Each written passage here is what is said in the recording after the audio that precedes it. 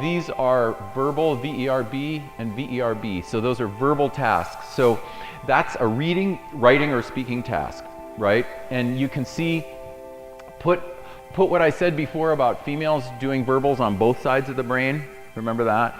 And then put that together with a white matter brain, a brain that uses up to 10 times more white matter activity, which is what zings signaling all over the brain instantaneously. And look at this. So yellow and orange is primary blood flow. In other words, there's a lot of blood flow. And you look at that bottom middle brain, that's a female brain. That's a female in your classroom writing a paper, or writing a story, or talking, or verbal, anything creating words, reading, writing, or speaking. Reading, writing, or speaking. That's what her brain looks like. Now look at the male brain. So that brain, you see primary, secondary, and what we call tertiary, or no blood flow. Primary is the yellow and red.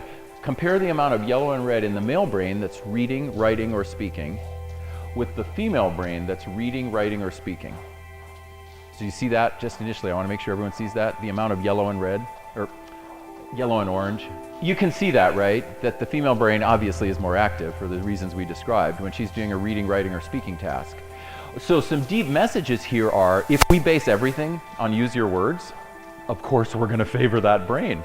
And of course we're going to have a school to prison pipeline for millions and millions of boys whose brains don't work that way, right? Of course. So that's one takeaway. Another takeaway is how great for her, right? I mean, that's awesome that that brain is so active for her. So that is wonderful. So we don't want to get rid of use your words either. We don't want to like pendulum swing away. It's great to use words, and it's really neat for her brain. And just, you notice that for the male brain, there's the pink. Well, the pink means secondary blood flow, which means there is some blood flow, but it's not the zinging. So it's not as if only the yellow and orange is being used. He's got some more. But you also see some blue in him, and blue means no blood flow. So there's nothing happening in those places. Now that's only a little bit when he's reading, writing, or speaking. But now we're going to go over to the left. So over here on the left, this word is base, B-A-S, so baseline. So the baseline, this is really fascinating for us as parents, educators, therapists, etc. The baseline is what we call the rest state. So the baseline is when the brain is, and you can all picture this, we'll use a classroom, call it a boredom state. You're in a classroom, and some of the kids in the classroom, their eyes are like flickering, right? Or they're looking out the window, or they might be like this, or they just kind of whap the kid in front of them or something like that, or they're tapping on something, tapping. All of those actually, I think, are related.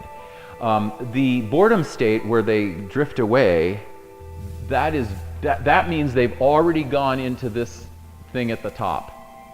Okay? Now the female brain in a boredom state is this. Okay, so just remember, when females get bored, right? If everyone gets bored, she goes into a boredom state. That's for her a rest state.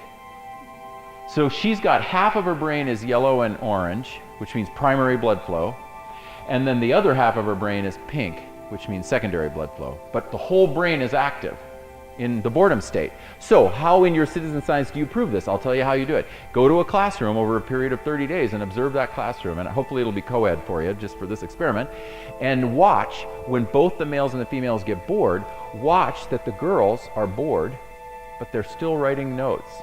They're like, their eyes are still open, they're still writing notes, and I'm going to assume they don't have cell phones in the classroom, because otherwise they'd be texting. But they're like, you could just tell that they're just really trying to keep those eyes open, because a lot of their brain's still active, even though they're bored. It's still active enough, I'll write the notes. And then look at the guys. When the male brain hits a rest state, it goes. Because the yellow and the orange, the angle is like this. The yellow and the orange is, as I like to say, digestion and breathing. That's about all that's active in the male brain when he's in a rest state. So he's got some digestion and some breathing,